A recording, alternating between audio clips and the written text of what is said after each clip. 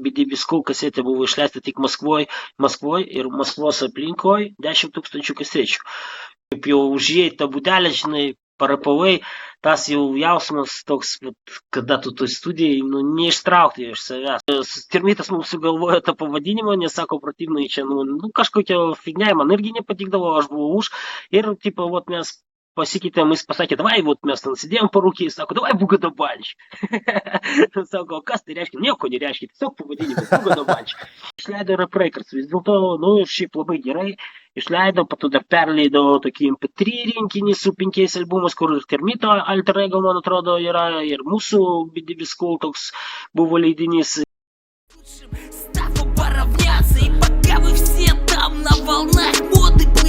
Мы всегда оставались хранителями стиля. Сохранили то, что десятками лет хранилось в темноте и пыталось вырваться в свет.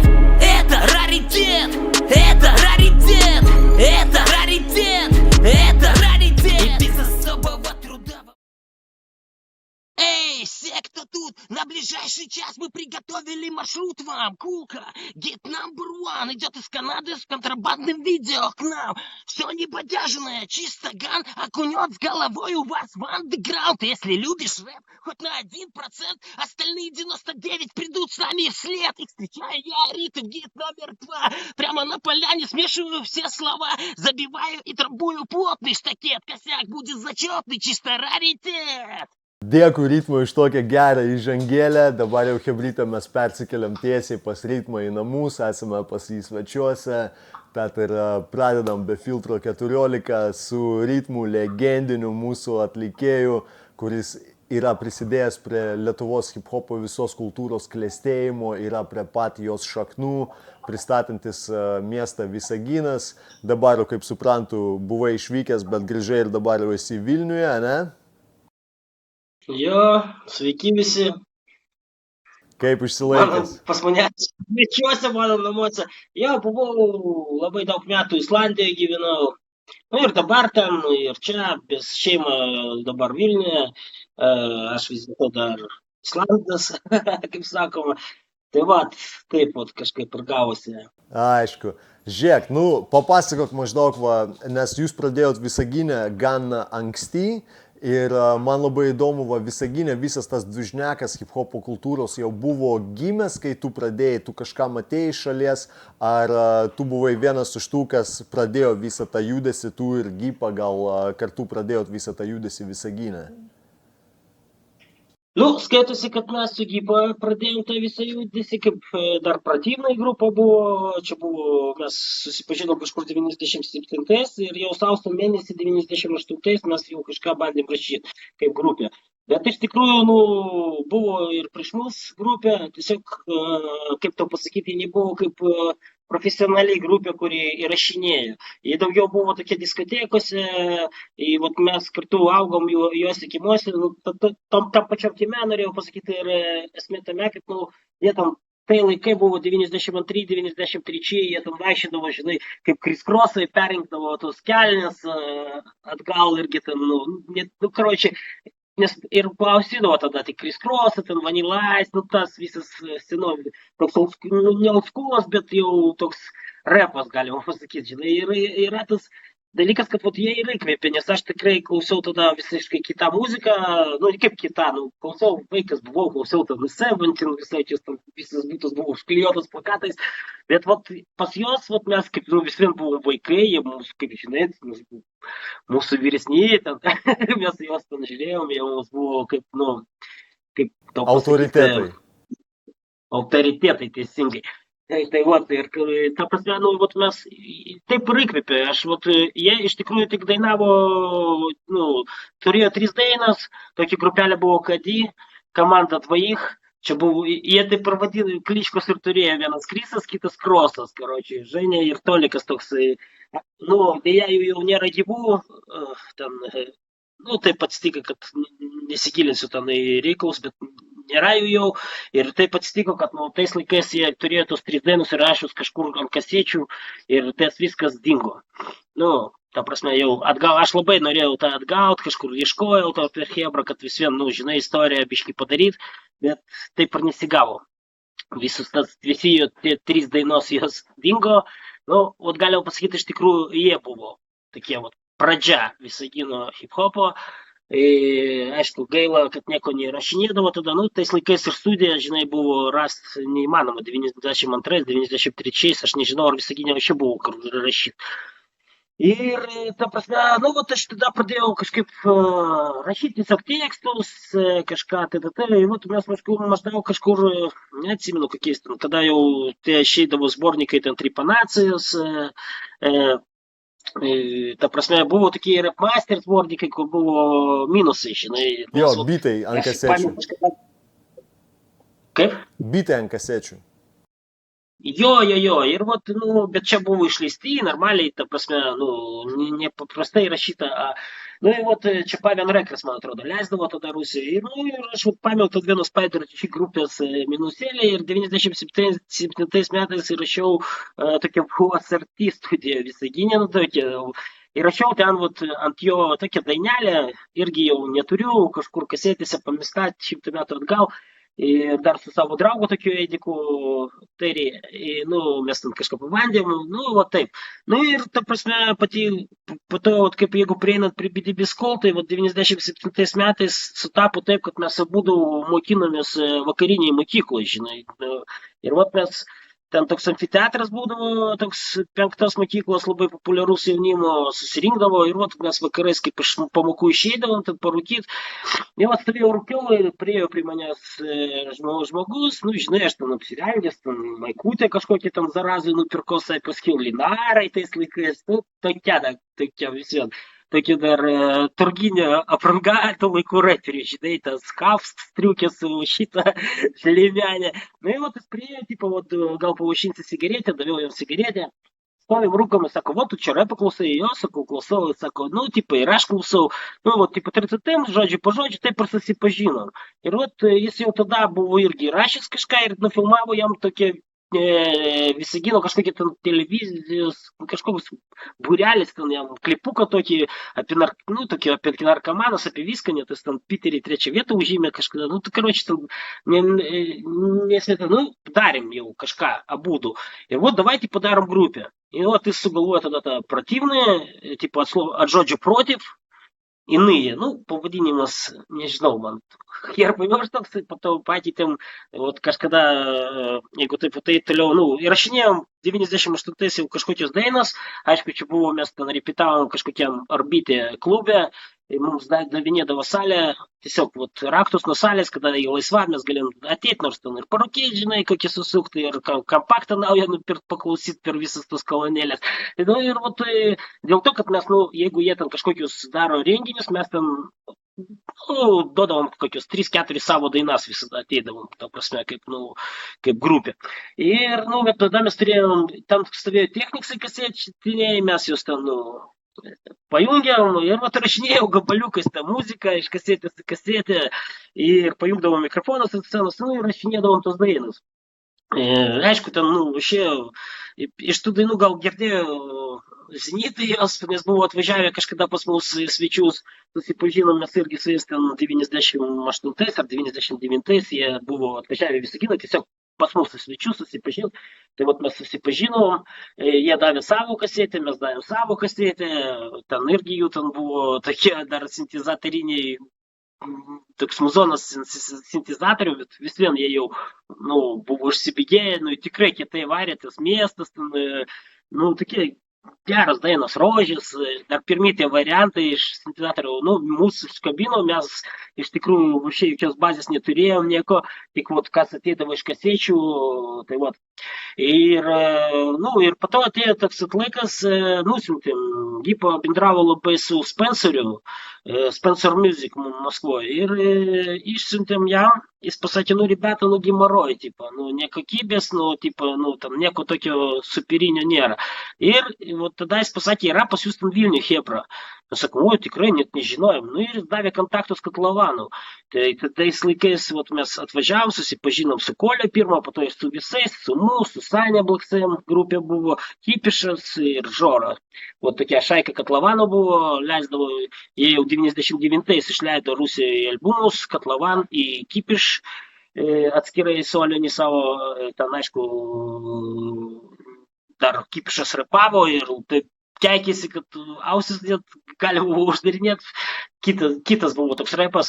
Jo, ir vat mes paklausėm, pradėjom jos klausyti, nes jie jau вообще нереaliai ten tas dainos varė ten город спит, спят его люди, будет не будем его, будет не будем. Nu, jeigu kažkas atsimena tokios legendinės dainas, tai vat, jie galima pasakyti, mus biškį paaiškino visą tą temą, mes pradėjom daryti, jau rašyti studijose, ta prasme, aš vis ten parindavau Kipišą, duot man paklausyti kažkokios muzikos, amžinybėm ten atlisyti.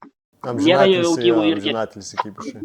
Atsiprašau, mano lietuvių kalba, bet ne visada gerai iš tikrųjų, bet ir tame esmė yra, ir jis vis, toks buvo kolekcionierius, kasetė prie kasetės. Короче, bijodavo tam kažkam duot, žinai, daug dievė ten nutrins ar dar kažką pamės. Ir jis mane sako, yra toks čiūvas, žinai, davai, duosi tau numerį, paskambink jam ir jis turi tą visą repą irgi tau duos paklausyti. Aš skambinu, ten atsigavo taip, aš tada Šeškinai pastatkai gyvenau ir gavosi taip, kad ir Šeškiniai, ir va taip aš susipažinau su Termitu. Tai jis tada jau buvo įrašęs irgi 3 dainos, su tokiu Džokeriu, jie buvo grupelė, bijau dabar sumiluoti, kokį pavadinimas jų buvo, ar Deep Company, ar kažkas buvo, ta prasme, Džokeris po to kažkaip ir nuėjo nuo šitas temas, Termitas liko vienas, ir labai produktyvus tapo, iš tikrųjų daug albumų išleido, pats ir padalyvavau ir tikrai mes tapom geri draugai. Ir kartu jis mane atvedė ir Pornosadą, mes įrašėm ten Moj город, labai seną dainą, tokia dviese, kur net mama dar skrečius padarė. Bet, taip judėjimas kažkoks toks buvo, pradėjom rašyti naujus dainas, Termitas mums sugalvojo tą pavadinimą, nes sako, protivnai čia, kažkokia fignia, man irgi nepatikdavo, aš buvau už, ir, mes pasikeitėm, jis pasakė, davai, mes ten sėdėjom parūkį, sako, davai Bugadobanč.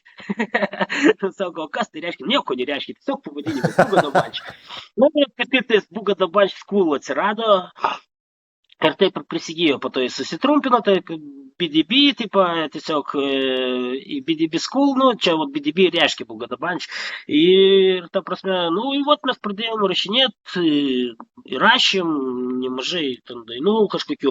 Ir atėjo tas laikas, kada, aš neatsimenu, mes 2001 surinkom tas dainas, visas į krūvą ir norėjom į Rusiją išleisti. Gipa labai bendravo su Spenceriu, aš su Rap Records. Ir taip gavosi, kad, Spenceris irgi išleido labai daug tokių legendinių albumų, ten, žinai, bet norėjom ir ten, karoči, bet Spenceris leisdavo tokius kasetės, kaip tu pasakyti, jis išleido albumą ir vis vien ant pagrindinio to paveikslėlio albumo jo veidas. Pastoviai Spencer Music, ten TRPP ir kada tik atidarai tą kasetę, ten viduje tik parašytas albumas. Mes kažkaip, galvojom, mūsų albumas, kažkaip lievai, karoči. Norisi, kad tu būtum ant viršelio, be abejo. Jo, ir dar tie visi, žinai, ėjo, kaip tu pasakyti, visi viršeliai ėjo, karoči, kaip serija, muzika ulic ar kažką tokio. Kaip sbornikas, žinai. Музыка улицы, ir ten tie albumai, короче, Spencer, представляет ее Faces, музыка улиц, nežinau, 3-4 ten ir atidarai viduje albumus. Ir mūsų tai kažkaip mes užsiparinom, aš sakau, aš taip nenoriu, kas čia mano albumas, ta prasme, kaip čia bus, taip šūdas kažkoks bus. Ir mes išleido Rap Records, vis dėlto, šiaip labai gerai išleido, po to dar perleido tokį MP3 rinkinį su 5 albumas, kur ir Termito alter ego, man atrodo, yra, ir mūsų BDB School toks buvo leidinys, ir labai daug dainų išėjo rinkinukuose, ir pas Spencerį, ir Super Večerinkos, tas labai, kas smagu, aš labai augau ant tų večerinkų, Super Večerinka buvo toks rinkinukas, ir ant 9 išėjom ir mes, žinai, tas ir ten su tokiam grupėm, ten ir Dėrėvo Žaizdį, ir ten, istoriniam, taip, legendiniam, su šaknim, jo. O sakyk, su Rap Records, tai tu jau internetu bendravai, ar reikėjo dar kelti telefoną ir zvanint? Ne, internetas galis kaip buvo. Aišku, to interneto buvo labai mažai, kompas buvo iš 10 žmonių, ten 2-3 turėjo tais laikais. Ir vat, taip gavosi, kad, nu, per hip-hop.ru, man atrodo, tas forumas, aš jau nebijau meluoti, labai seniai viskas buvo. Mes vat, su Daimu bendravom ir mes atsiuntėm, jis vat, padarė ir išleido 2002 metais, jis jau išėjo oficialiai, irgi sausio mėnesį, man atrodo, kažkaip taip viskas per sausio mėnesį mes nuseidavo. Nu Tai dabar buvo, taip čia, pat ir buvo. čia ir buvo per hip-hop.ru, nes net jeigu dabar įvesti į hip-hop.ru forumas, jis vis dar egzistuoja, jeigu įvesti į paiešką BDB School, išeina jūsų temos, kai jūs dėdavot gabalus žmonėms įvertinti ten, žinai, ir įvertinimai vis tiek buvo geri, nes visą laiką vis tiek tas BDB School jis turi va tam tikrą skambesį, žinai, kurį galima atskirti ir tiek ir iš instrumentalų pusės, aš asmeniškai manau, jie yra labai netradiciniai, bet jie yra vis tiek su savo razina, žinai, su savo tuo stiebu. Ir vokalai jūsų yra be abejo labai gerai atpažįstami, tokie aukšti gan vokalai, žinai. Tad tikrai grupė yra išskirtinė, žinai, nu ir aplamai net ir solo jūsų vokalai jie yra išskirtiniai. Matai, yra tas, kad BDB School vis vien buvo mūsų pradžia ir mes dar, nu, nežinau kaip gypa, aš šneku asmeniškai apie save, aš dar tada eksperimentavau, dar ieškojau, kažkokius skambinsiu ir ten, ir šiaip kažką išrėkdavau, kažką ten, nu, keičiau tos čytkės, bandžiau, eksperimentavau, ieškojau save, galima pasakyti taip. Jau, kada priėjom prie kokio, kaip BDB School, mes visiems buvom visi dar draugai daug metų ir kada susirinkdavom mes ir 2018 įrašėm dainą kaip BDB School, nu, kaip dviese, tai dviese, žinai, BDB School, tipo. Taip, iš tikrųjų, nu, aš jau perėjau ant savo čytkės tokios, kaip aš darau iki šiol, į Project Kyo buvo toks. Tai čia Demiko projektas toks buvo, jeigu kas atsimena Demį, kuris laimėjo pačią pirmą MC Battle, nes tai irgi mano geras draugas, dabar Angluose sėdė. Ir yra tas dalykas, kad jis, tada aš grįžau iš Vokietijos, gyvenau irgi ten kažkiek metų Berlyne ir jis man pasiūlė, sako, davai, Rikmai, darom nafig tipo projektą tokį. Mes tada, sako, paimam darmų, nu, susitikom visi trys, pašnekėjom, sako, jo, davai, varom, ir rašėm tada dainą Načinąją Stolica. Tokį kūriniukas, toks keiksmažodžius ten ir visko, karočiui. Bet Project Kyo buvo jau toks tūsas. Mes pastoviai tūsindavom, vakarėliai, ten ant scenos, pastoviai gerdavom, rūkydavom, ten, nu, būdavo, atvažiuodavom su litrom degtinės į šitą, į studiją, dansavas, ten šokė būdavo nuo mūsų. Nu, po to trindavom, žinai, ryte viską. Negerdavo tik mū, jis tada buvo už vairo, važiuodavo į savo, jam reikėjo grįžti namo į Lentvarį. Tai kažkaip prikolino po to, kaip tu, negirti, kad visi girti šūdą valo, tai pasako, man zaibys, žinai. Paprastas. Gadyca. Tai taip. Kai jūs darėte tą grupę, jau sukūrėte tą BDB School, tai jūs kažkaip planavote kažkaip užimti pozicijas, kokiom temom rašyti, nes aš matau, kad tarkim, kai pas jūs ėjo tas bumas 2000 pradžioje, nes 2001 išėjo per Rap Records jūsų albumas, pas jūs buvo gabalai... 2002 sausio mėnesį išėjo, 2002. 2002. Išėjo, nes jie norėjo 2001 gale, bet po to kažkas ten užsitėsi su ta leidyba. Ir 2002 sausio mėnesį jie išėjo. Išėjo jis albumas jau ant kasetės, oficialiai. Ir... Dainas buvo 2001, man atrodo, taip kažkaip. Ir tada jūs kažkaip bandėte, ta prasme, matėte, kad kažkokio repo trūksta, norėjote užimti pozicijas, ar jūs tiesiog turėjote tą norą daryti ir tiesiog darėt, kas ateina į galvą, nes jūs gerai šovėt, jūs darėte ir gabalus, ir su Svaru turėjot gabalų, su lietuviškais atlikėjais tokiais. Tu visą laiką būdavai, kadangi tu ne tik Visagine, tu ir Vilnių gyvenai, tai tu visą laiką buvai visose tūsose, ne? Ta prasme, visur judesy tu buvai, ta prasme, sukaisi kaip turi būti ir su visais esi pažįstamas, ne?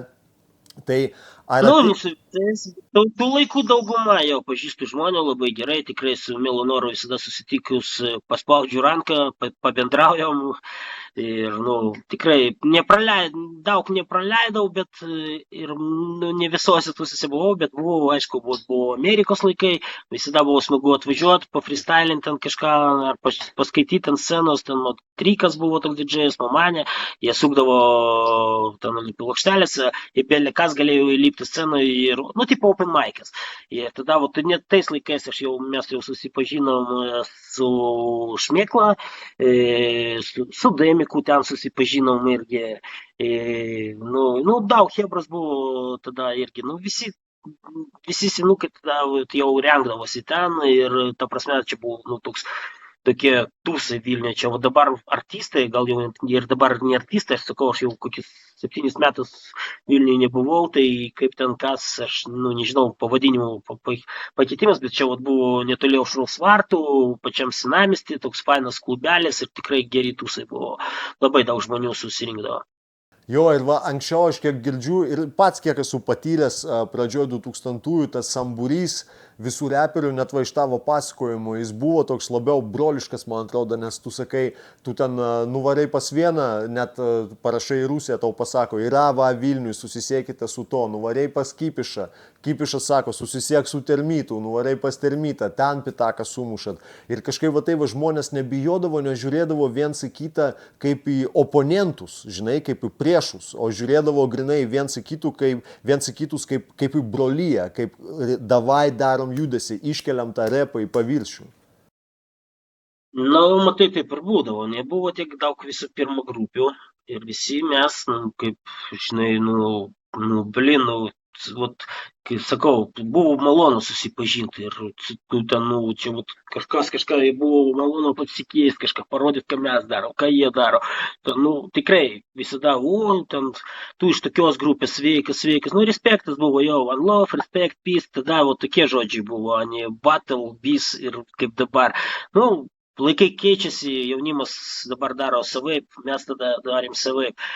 Pas mus ir buvo visiškai kitaip, mes tą repą pradėdavom, mes dėl to repo kariaudavom ir gaudavom ir duodavom ir, žinai, tie laikai buvo biški sunkesni repui ir dabar, aišku, viskas paprastai, čia prieiga prie visko turi, bazės turi, kur gaut turi, pas profesionalus, kurie jau repą daro daug metų, rašosi, mes tada rašydavomės pas žmonės studijose, kurie, patys vos tik su repu to susipažino ir tas skambinsi darydavo tiesiog, kaip galvodavo turėtų būti, žinai, maždaug.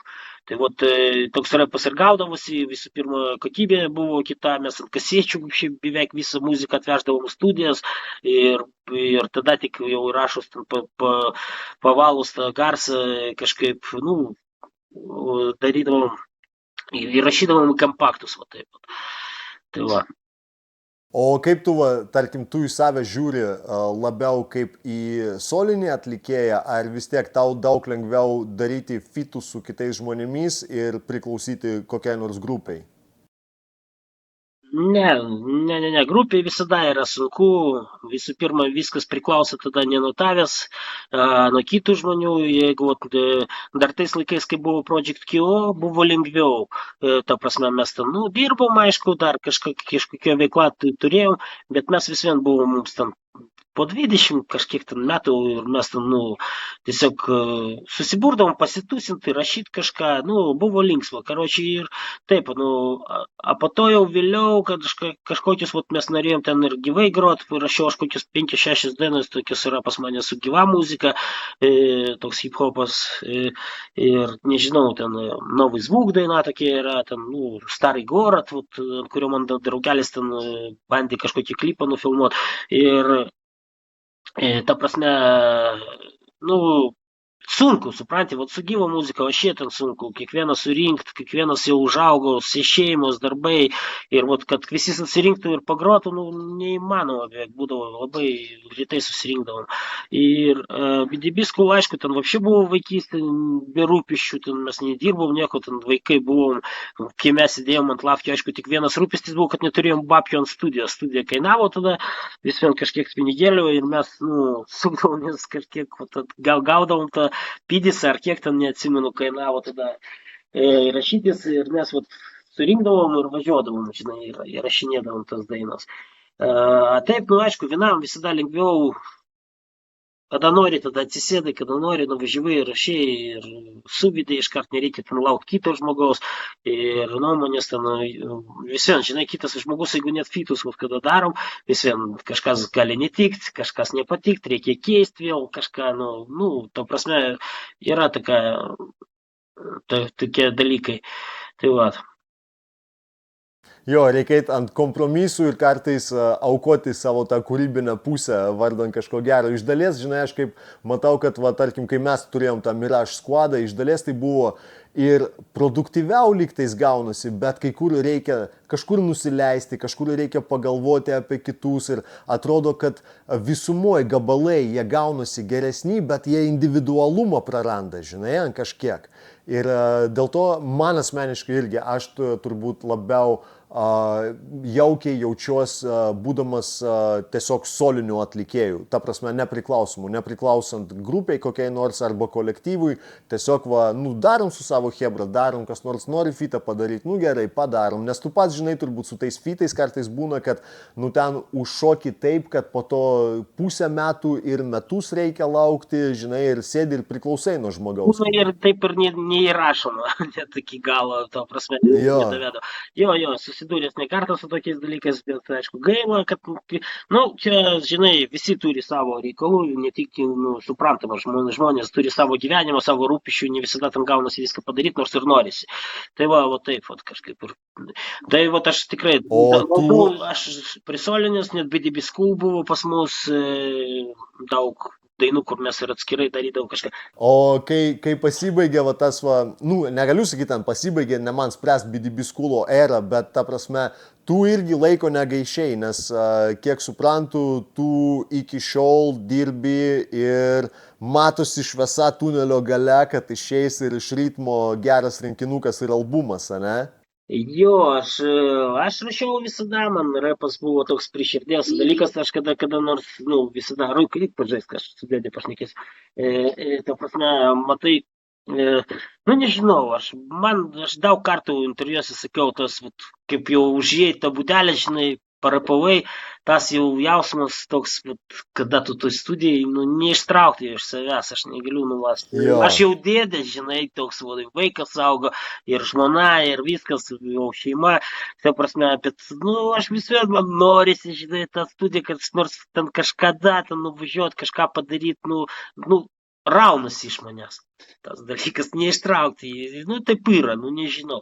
Ir tas yra, ir aš daug parašiau, iš tikrųjų, buvo ir toks rinkinukas 2015 internete įmestas neįzdana, ten 2006-2008 mano dainos, irgi nemažai dainų, nemažai hebros, ir ten buvo, ir tada dar RIP tokia grupė, Sonkas ir Sanas, Termitas, daug, irgi tada buvo visko.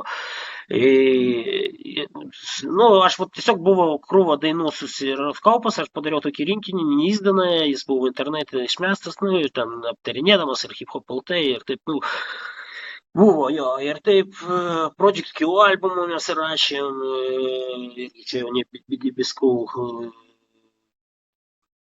neprikočia, ir iki šiol dafiga buvo ta gyvos muzikos, kokios 6 dainos buvo įrašytas, ar 4, ar 6, jau neatsimenu. Ir dabar kokiu 2013 aš pradėjau rašyti savo solinį albumą, ir jau 10 metų, ir iš tikrųjų prieinu jau prie pabaigos. Ir, aš nesu kažkoks komercinis projektas, darau tai į savo malonumą, turiu laiko, nuvažiuoju, pasėdžiu, padarau. Iš tikrųjų, labai gerai gavosi, vadinsis raritetas, ir eis tas dalykas, kad per tos 10 metų labai daug atlikėjų jau dabar, kaip ir nerapoja, nedaro, kažką tokio judesio nėra, gal jie kažką ir daro, bet jau tokio judesio nėra. Ir jie, aš jūs biškai atgimdysiu, jau skambinsi, žinai, jų skambinsi. Bus daug, nedaug, bus kažkokių 18 dainų, gal 17 vienas kitas. Čia albumui daug. Jo, bus vienas kitas vis dėlto. Tai 17 dainų, dauguma jų bus soliniai, ir Nu ir vis vien bus chebros. Nu, nežinau, kažkur pusė per pusę. Bus solinių daug ir bus chebros, bus vėl, aišku, jau seniau įrašyti gabalai, bet vis vien dauguma jų negirdėjęs. Ir bus ten ir The Manifest, ir mūsų dėmekų iš Project Q, ir Gipa bus, ir Termitas be abejo, ir kas ten dar, The Pompadour tokia bus iš Klaipėdos, mergaitė rusiškai rapuojanti, labai iš tikrųjų talentinga, nežinau, kodėl jį dabar nedaro ir neleidžia toliau, nes tikrai, aš galvoju, turėtų labai gerai praeiti, nes ir dainuoja, ir rapuoja tikrai gerai. Po to, kad jis Bipas bus ant intro pas mane, DJ Justinas. Nu, nežinau, visą garsą tai darysim su MTV, su tavo zemliaku, kaip sakoma. Jo, mano miestietis, jo. Tai vat aš vis dėlto su juo susisieksiu, nes jis daug dainų iš tų beveik visas naujas, kurios aš rašiau solinės, tai jis suvedė. Ir vat mes kažkada, aš galvoju, prisėsim, vat aš rašysiu dar 2 dainos, liko viena solinė ir viena irgi su fitu, susitarėm su Skorpu. Nes noriu vieną lietuvių albumą paimti vis dėlto, kad būtų, kad čia, iš Lietuvos albumas, žinai, kad ir būtų ir lietuvių rapas. Skorpas tikrai yra tas žmogus iš senos mokyklos ir kaip sakau, prie šito skambinsiu, kurį aš darau, tikrai jį nesugadins, tik labai pagerins ir kažkaip taip. Ir po to su MTV sėsim ir kaip nors pasidėsim kažkiek dienų ir padarysim bendrą skambesį, tada jau gal paprašysiu dar DJ Justino dar su manim padirbti biškį, nes man labai irgi jis patiko, labai irgi kūrybingas žmogus ir toks idėjinis dar, žinai, nekomercinis ir dėl to, pas mane visada buvo toks principas, kaip tai pasakyti, kad aš nemoku pinigų. Aš galiu sumokėti už studiją, jeigu man rašinėdamas, žinai, ten, bet žmonėms pinigų nemoku, nedirbu su tais, kuriems reikia mokėti. Nes visada dirbau su tais, kuriems įdomu su manim dirbti ir, ta prasme, patinka. Toks pas mane principas buvo. Tai va. Ar leisi savo pastangom, ar vėl bandysi prikelti per Rap Records? Ne, kur aš dabar? Jau su dabartinė padėtim. Ta prasme, nekeisim temą į politiką, bet su dabartinė praeitim su Rusija susiekimo 0 ir kažko ten leist, po to negaut, žinai, irgi nereikia man to ir, ta prasme, aišku, gaila, todėl, kad tam tiražai labai dideli, BDB School kasetė buvo išleista tik Maskvoj ir Maskvos aplinkoj 10 000 kasečių.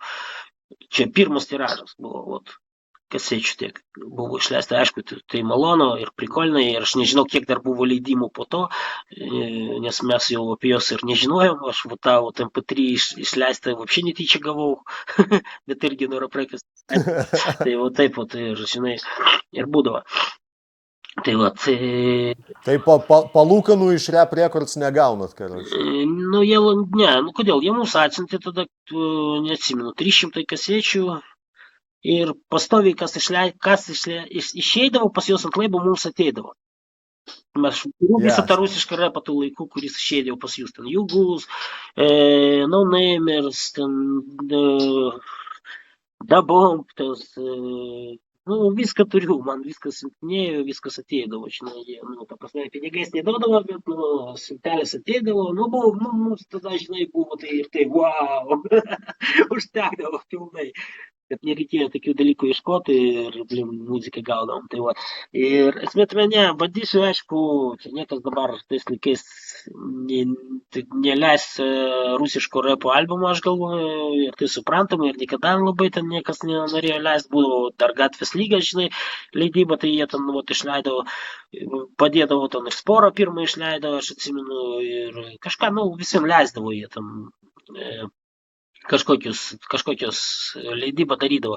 Bet dabar, jau ir nelabai kas nori kažką vapšiai dėti pinigus, nes, vis vien amžius kitas, visi klauso MP3, viskas galima internete klausyti per visus tas, pats supranti, telefonas pilnas muzikos, ausinis prijungiai, kam tau tos kasetės šitas, Jo, beveik Procentaliai liko nukrito, visi pas tie, mus tie dalykas tiesiog nukrito procentaliai ir žmonės bijo įdėti pinigus, kad, nu, į minusą išeis. Čia faktas ir nieko nepadarysi. Aš bandysiu savo jėgom, aš kaip bendrauju labai daug su muzikiniu pasauliu, su šitų tokių, nu, undergroundinių, tai aš turiu kur išleisti iš tikrųjų pats, iš tikrųjų svajonė yra išleisti plokštelę, būtent plokštelės formato, nes aš dabar tik ant plokštelių pats gyvenu, neturiu jau jokių kasečių kompaktų, šiandien man jau buvo pas mane pilna spinta, aš viską išpardaviau, atidaviau, nežinau, karoči, nes, nu, iš tikrųjų, neklausiau jau, jie gulėjo, tulkėjo ir aš toks kaip kolekcionierius buvau pririnkęs į belekiek, bet, žinai, man vieną kartą žmona pasakė, tipo, nu, žinai, blin, nu, tu klausai, kada tu paskutinį kartą nors vieną tą diską perklausai. Ir aš pagalvojau, blemba, nu rimtai, aš jos neklausau. Tokie, nu, ten tikrai geri albumai, aš rinkau, gaudavau. Ir aš tiesiog galvojau, nu ką pas mane čia dulkėjai. Tai gal geriau žmonės klauso, žinai, nu, tie kompaktai turi dar tarnauti žmonėms, kurie klausys jas, tam prasme. Ir tikrai, aš jau buvau paslėpiau po save ir niekas jų negauna. Nu, tai ir aš jų atsikračiau, dabar klausau tik plokštelės, irgi ten nelabai daug turiu, nelabai aš tau pripirku, turiu vat ten savo išskirtinių albumėlių pripirkis, kada vat norisi įmetu tą vinilą ir pakaifuoju, žinai. Tai va. jo.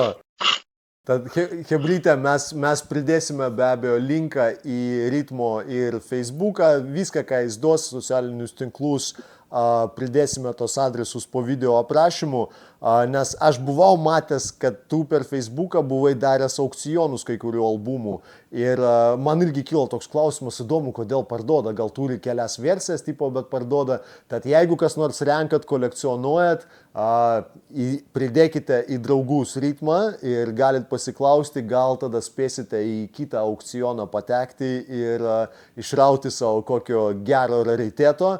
Kai sakau rariteto, neturiu omeny jo albumą, kuris išeina dabar, bet tikiuosi jį irgi galėsit prigauti, kai jis išeis. Bet taipogi ir prigauti oldschoolinių gabalų. Aš niekada nežadu, kad aš vat, kada jį pradėjau rašyti, pas mane kažkas irgi imdavo interviu, to pasakysiu.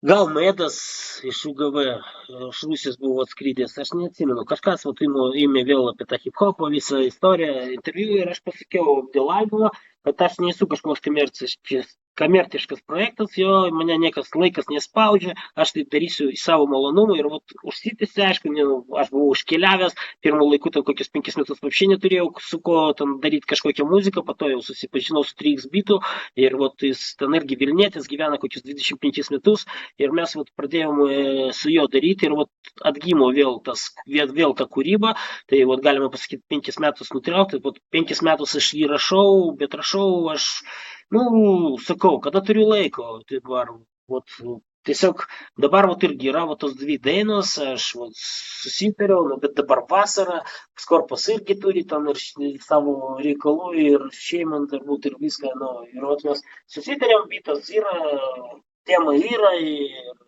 mes tiesiog darašysim ir tada, tiesiog aš aišku, čia bus greičiausiai rudenį, nes tokia kūrybinga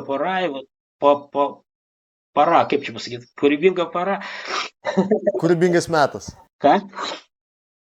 Kūrybingas metas. Jo, kūrybingas metas ir aš galvoju, tada jau ten prisėsim su Skorpu padaryti ir pats savo tą solinį darysiu ir jau tada jau ten porą dienų, kada ten bus MTV laisvesnis, kad jau taip pasidėti ne valandą, ne 2, pasidėti visą bendrą skambesį padaryti. Kažką pakeisti, kažkur dainose, kažką, kas nepatinka ištrinti, kažką.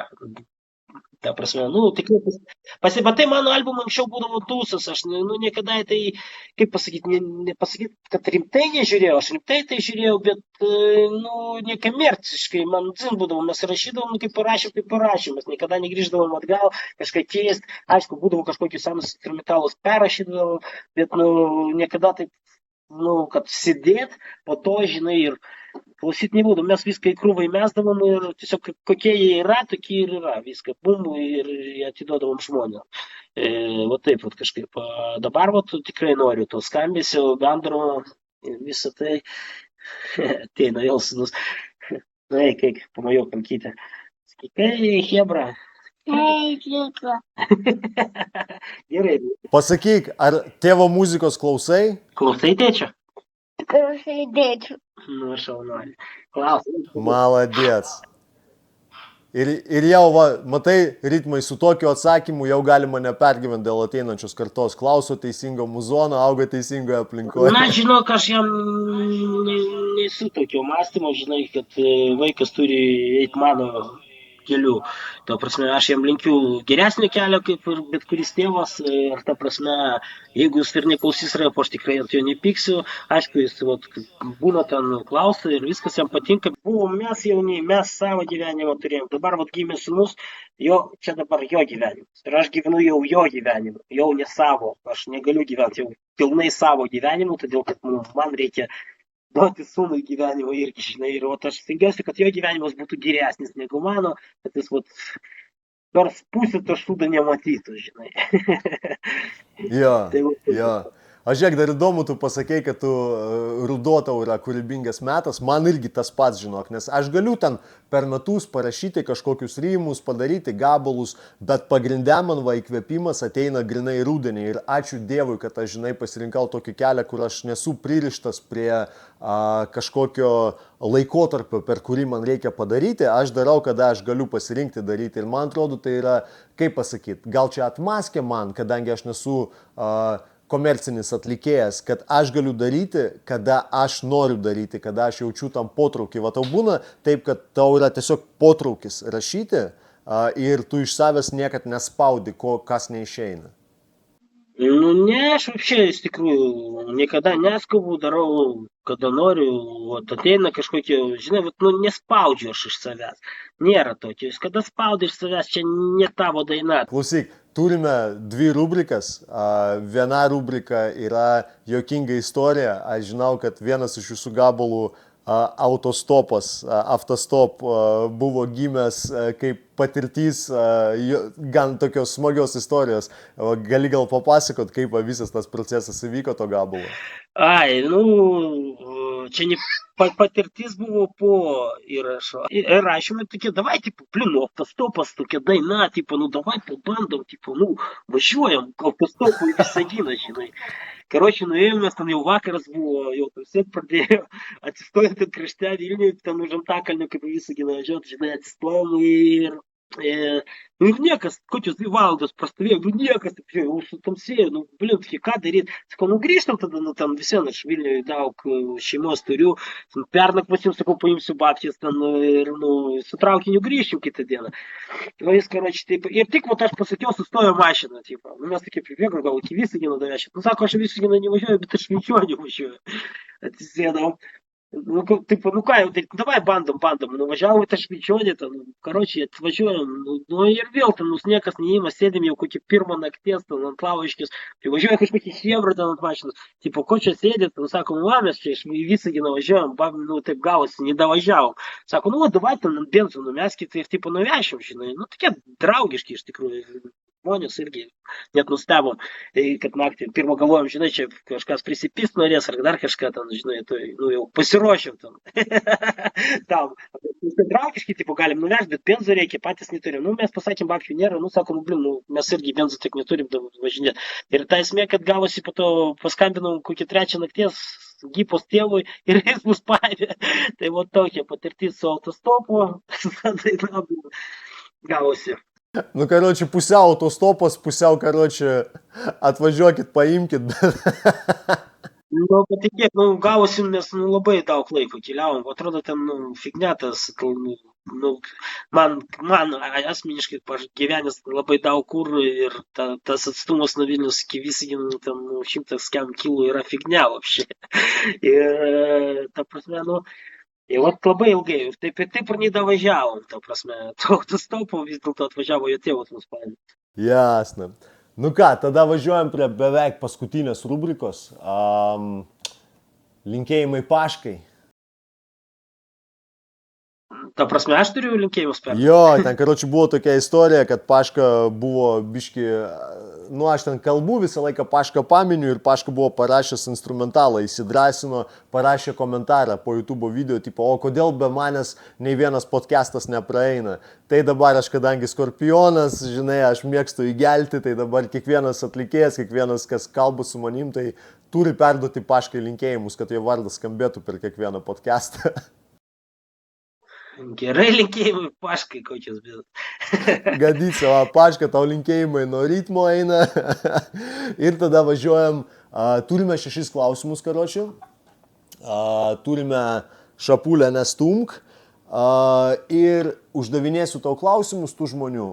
Atsakinėsim juos blicų, kuo greičiau ir kuo trumpiau. Nebent tikrai reikia labai ten jau įsigilinti, tai tada žiūrėsim. Karočiui, pirmas klausimas. Iš Timūro Lietsargio.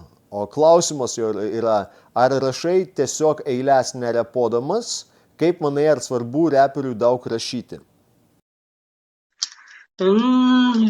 Nu, aš anksčiau rašydavau ant lapų, aišku, aš galvoju viską sudedu. Dabar aš jungiu muziką, kažkiek eilučių sukūriau ir aš nuo jų pradedu ir toliau ir taip gavosi, kad aš kol sukūriu visą dainą, aš dar išrepetuoju pirmas.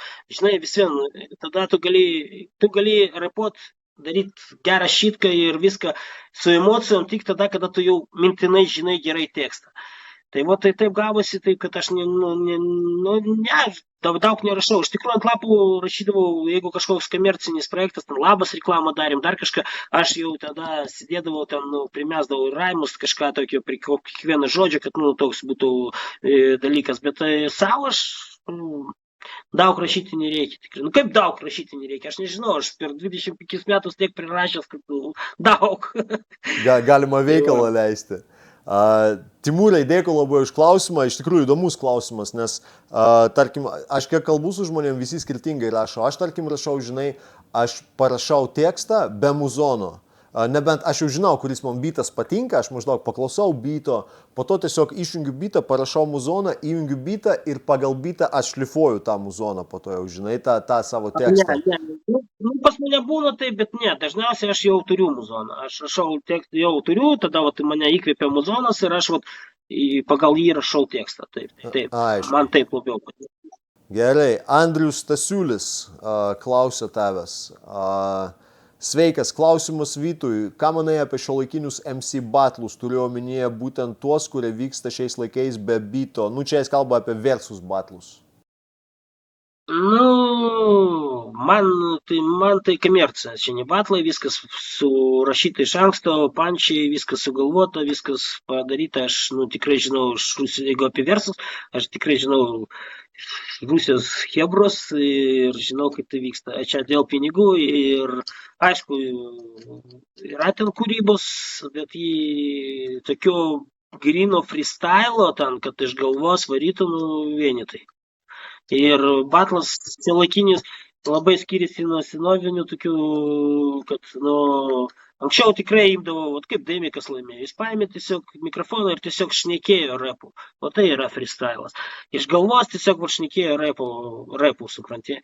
Ne taip, kad jau iš anksto parašė savo visus pančius ir davė ten, jos gaudavo, sakau, man labai, iš tikrųjų, šiuolaikiniai vieši, freestylas, aš žiūriu, ir Sanė Banginis, mano senas draugas, iš tikrųjų, anksčiau graferis buvo, dabar žiūriu į freestyles grupę, ten irgi freestylina, aišku, gal jie ten ir ruošiasi tam, bet, tikrai smagu, kad tai viskas vyksta.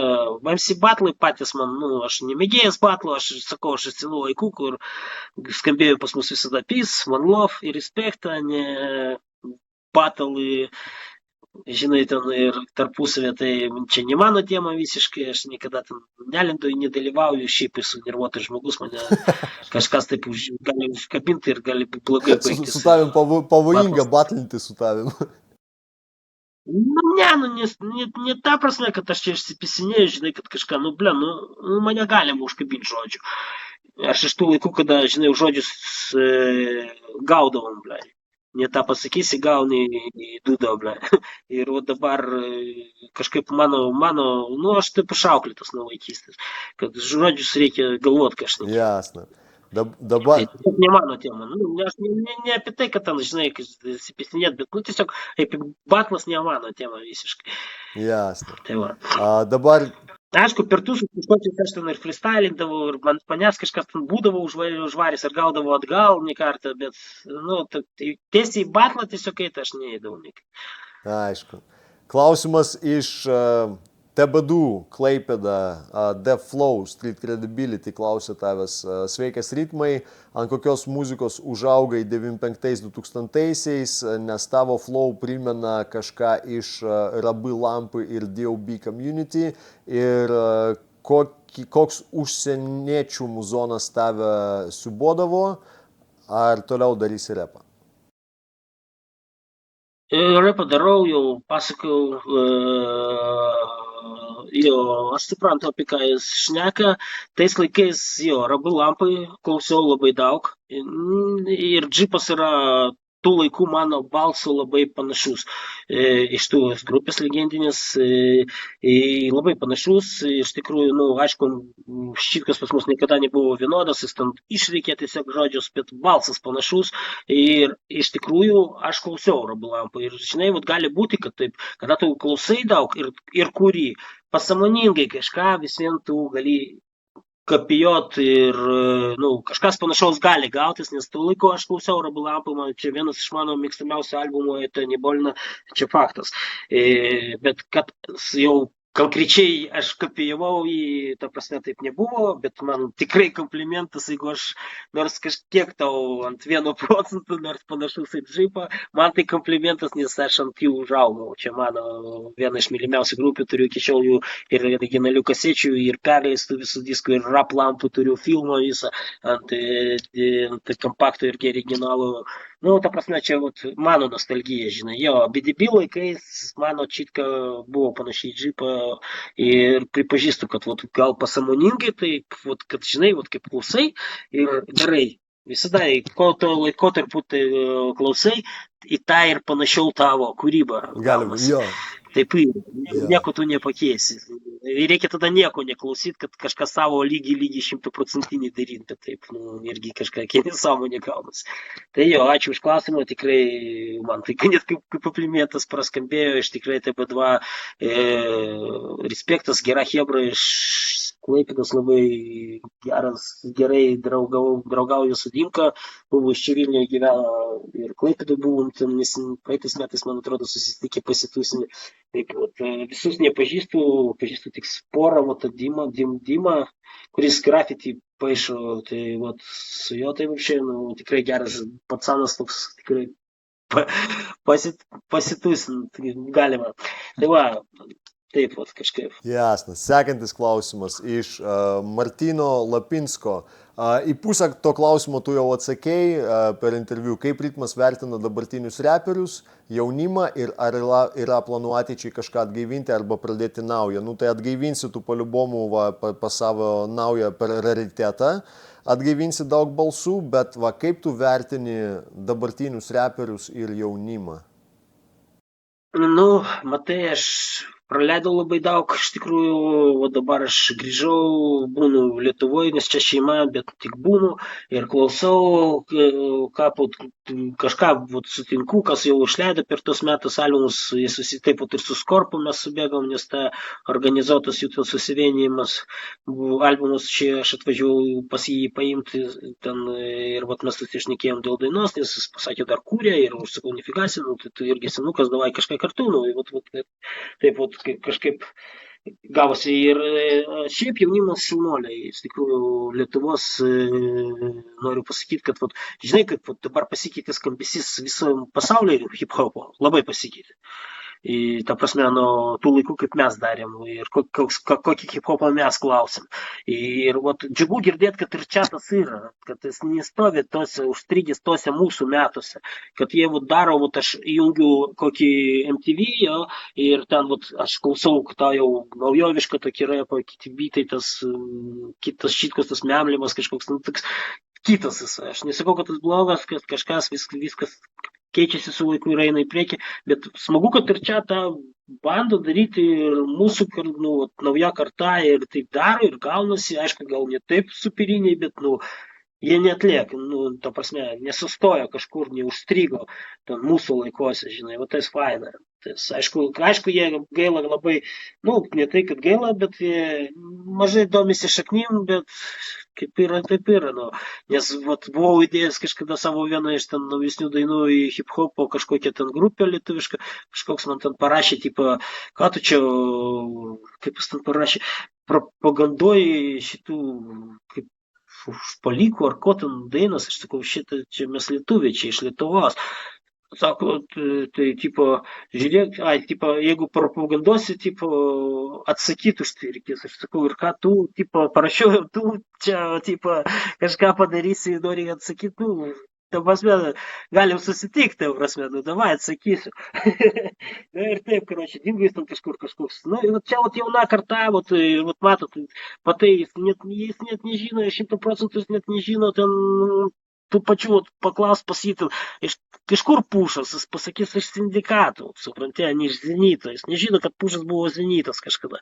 Tai, nu, taip, nu, vat, tais, vat, biški, matai, pasigė nesidomė to, tom šaknim, jie, vat, tiesiog pas jos tarp tik pontai, repas, vat, nu, yra kaip yra, žinai, tas biški gaila, vat, taip.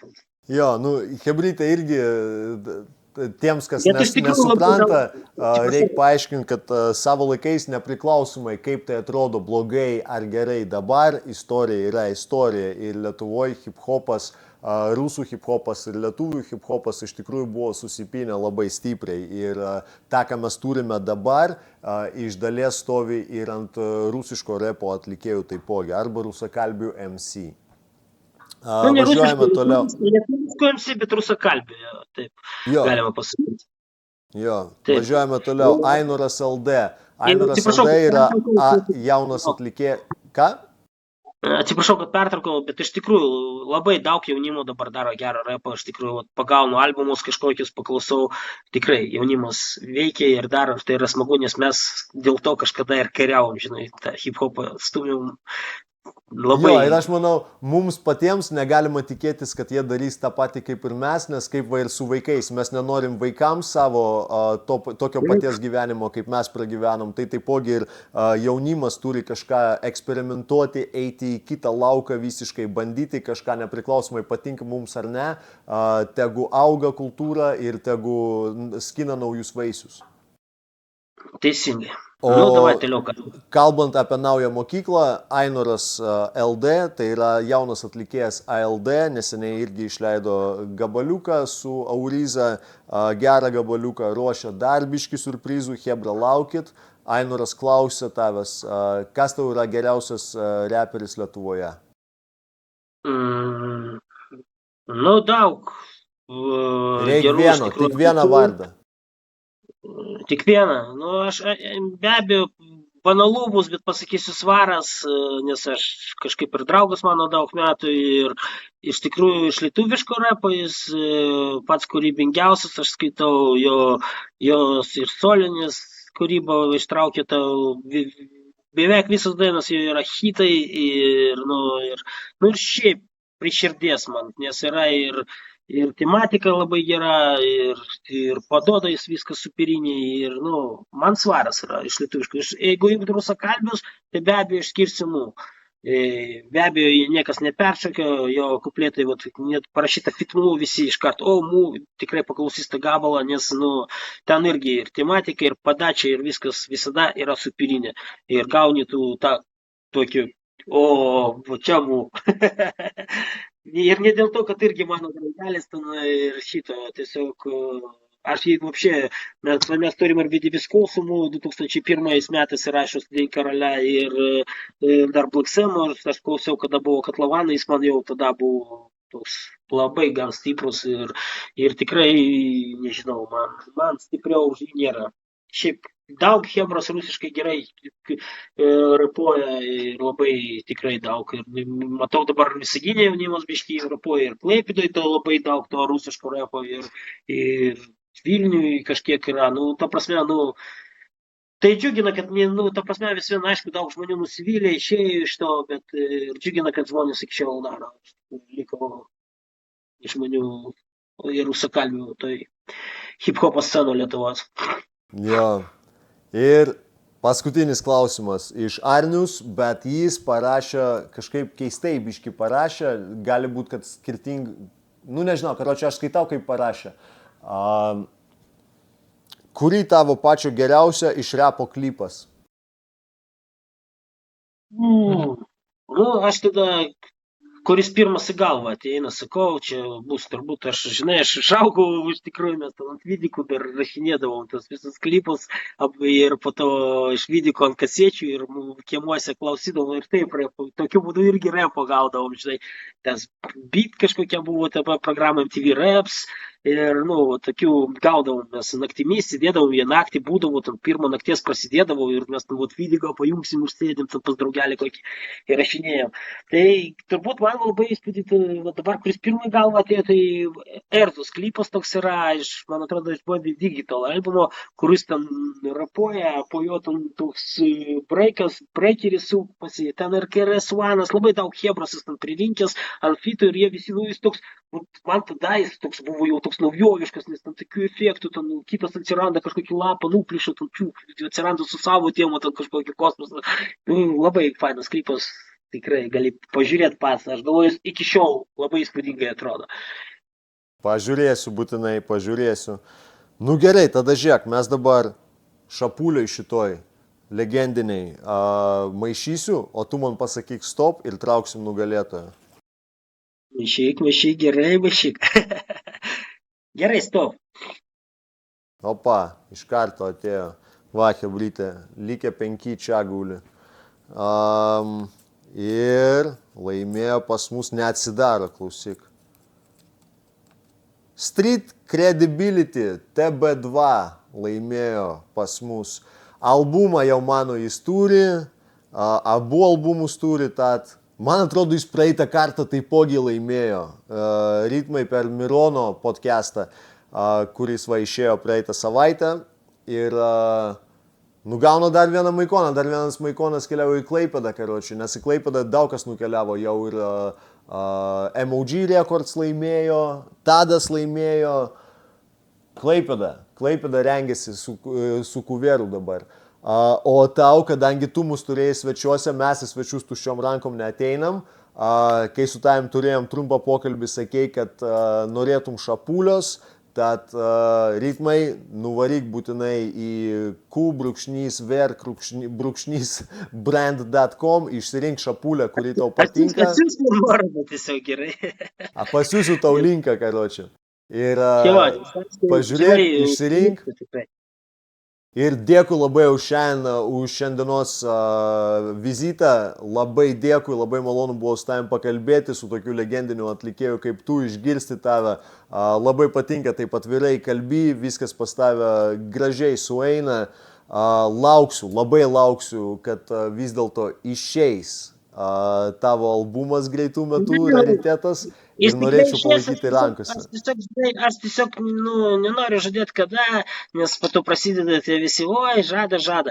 Aš sakau, aš darau jį labiau, kad aš tiek metų toj kultūrai visą tą dariau, noriu tą plokštelę padėti ir pasakyti, aš tai padariau ir ramiai gyventi toliau. Nežinau, ar jau, todėl kad albumą aš jau tikrai po to nerašysiu jokių, gal ten fituose ar dar kažkokius dainos, taip su Hebra susibėgs studiją rašysim.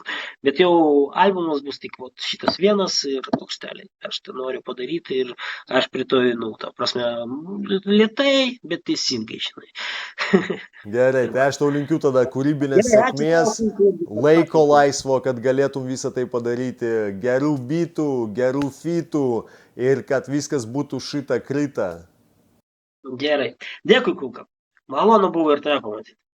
Pagarba tau didelė, eina, davai, iki greito, susirašysim, susiskambinsim, laikom ryšį. Davai.